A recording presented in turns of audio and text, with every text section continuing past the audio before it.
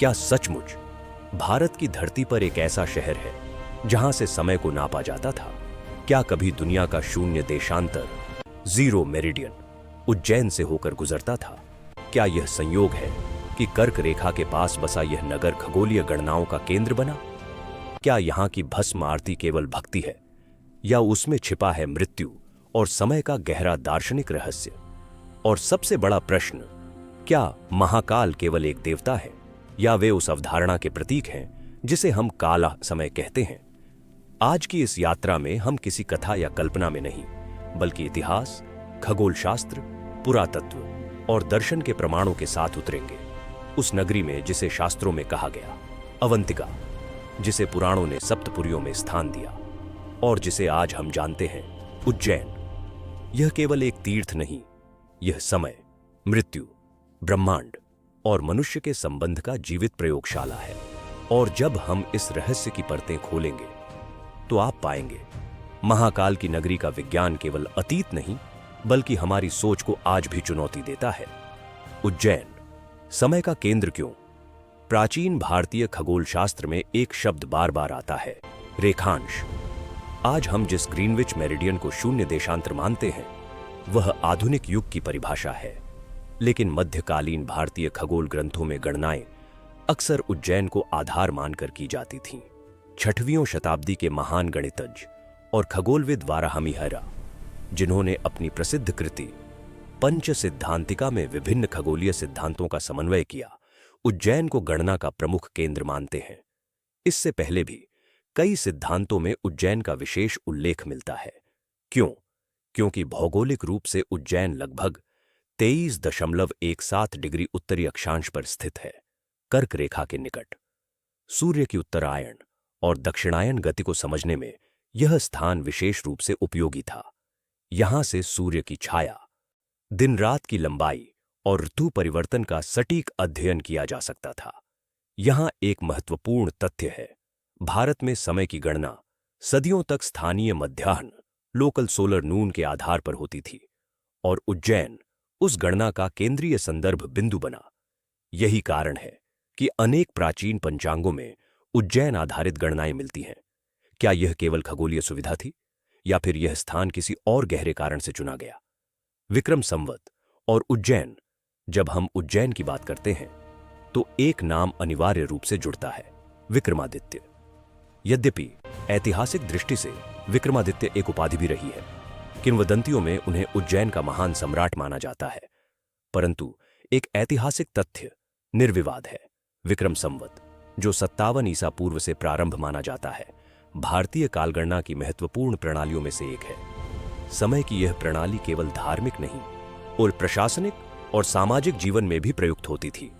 क्या यह संयोग है कि एक ऐसा नगर जहां से कालगणना होती थी, वहीं से एक नई संवत की शुरुआत मानी जाती है? समय और सत्ता का संबंध सदैव गहरा रहा है। जो समय को नियंत्रित करता है, वही समाज की गति को नियंत्रित करता है। जंतर मंत्र खगोलीय प्रयोगशाला 18वीं शताब्दी में जयपुर के महाराजा सवाई जय सिंह दो ने भारत के 5 प्रमुख नगरों में वेधशालाएं बनवाईं। उनमें से एक उज्जैन में भी है, जंटार मंटार उज्जैन। क्यों? क्योंकि जय सिंह द्वितीय जानते थे कि पारंपरिक भारतीय गणनाओं में उज्जैन का महत्व ऐतिहासिक है। वे खगोलीय सारणियों को और अधिक सटीक बनाना चाहते थे। यहां स्थापित सम्राट यंत्र, नाड़ी वालाय यंत्र और अन्य उपकरण सूर्य की ऊंचाई, समय और ग्रहों की स्थिति मापने के लिए उपयोग होते थे। कल्पना कीजिए, सैकड़ों वर्ष पहले बिना किसी आधुनिक टेलीस्कोप के वो पत्थर और धातु के यंत्रों से सूर्य की छाया देखकर समय की गणना की जा रही है। क्या यह केवल ज्योतिष था? नहीं, यह गणित, त्रिकोणमिति और खगोल भौतिकी का प्रारंभिक रूप था। महाकाल, काल का दर्शन अब आते हैं उस केंद्र बिंदु पर, महाकालेश्वर ज्योतिर्लिंगा। 12 ज्योतिर्लिंगों में से एक महाकालेश्वर। विशेषता, यह दक्षिणमुखी है, जो दुर्लभ माना जाता है। महाकाल शब्द का अर्थ है समय से परे या समय का स्वामी। शैव दर्शन में काल केवल घड़ी की सुई नहीं है, वह जन्म, वृद्धि, क्षय और मृत्यु की अनिवार्य प्रक्रिया है। यहां एक गहरा दार्शनिक प्रश्न उठता है, क्या शिव समय को रोकते हैं? या वे हमें यह समझाते हैं कि समय से बचा नहीं जा सकता। महाकाल की मूर्ति भूमिगत गर्भगृह में स्थित है। यह भी प्रतीकात्मक है। धरती के भीतर अंधकार में, जहां से सृष्टि और मृत्यु दोनों की अनुभूति होती है। भस्म आरती का वास्तविक अर्थ प्रातःकाल होने वाली भस्म आरती विश्व प्रसिद्ध है। इतिहासकारों के अनुसार प्राचीन काल में ताजी चिता की भस्म से आरती की परंपरा थी। आज सुरक्षा और नियमों के कारण अधिकृत भस्म का उपयोग होता है। यह परंपरा हमें झकझोरती है। क्यों? क्योंकि यहां भगवान को चिता की भस्म अर्पित की जाती है, मृत्यु की स्मृति। यह तांत्रिक अनुष्ठान नहीं, बल्कि गहन दार्शनिक संकेत है। जो जन्मा है वह नश्वर है। भस्म अंतिम सत्य का प्रतीक। महाकाल उस सत्य के साक्षी। काल भैरव समय का रक्षक। उज्जैन में स्थित काल भैरव टेम्पल उज्जैन भी विशेष महत्व रखता है। भैरव को शिव का उग्र रूप माना जाता है। यहां परंपरागत रूप से मदिरा अर्पित की जाती है, जो कई लोगों के लिए रहस्यमय है।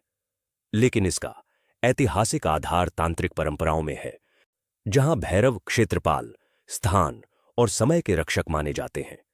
उज्जैन में महाकाल और काल भैरव दोनों की उपस्थिति समय की अवधारणा को और गहरा बनाती है। सिंहस्थ कुंभ खगोलीय गणना का पर्व, जब बृहस्पति सिंह राशि में प्रवेश करता है और सूर्य मेष में होता है, तब उज्जैन में सिंहस्थ कुंभ का आयोजन होता है। यह केवल धार्मिक आयोजन नहीं, यह खगोलीय स्थिति पर आधारित है। ग्रहों की चाल, राशि परिवर्तन और समय की गणना, सब कुछ उज्जैन की परंपरा से जुड़ा है। निष्कर्ष: क्या महाकाल समय को नियंत्रित करते हैं? यदि नियंत्रण का अर्थ है समय को रोक देना, तो नहीं। पर यदि नियंत्रण का अर्थ है समय की सच्चाई को समझना, स्वीकार करना और उससे ऊपर उठना, तो हां, उज्जैन हमें सिखाता है समय केवल मापने की चीज नहीं, समझने की प्रक्रिया है। मृत्यु अंत नहीं, परिवर्तन है। और महाकाल उस परिवर्तन के साक्षी। जब अगली बार आप उज्जैन जाएं, तो केवल मंदिर न देखें, आकाश को देखें, सूर्य की छाया को देखें और स्वयं से पूछें, क्या मैं समय को जी रहा हूं या समय मुझे जी रहा है?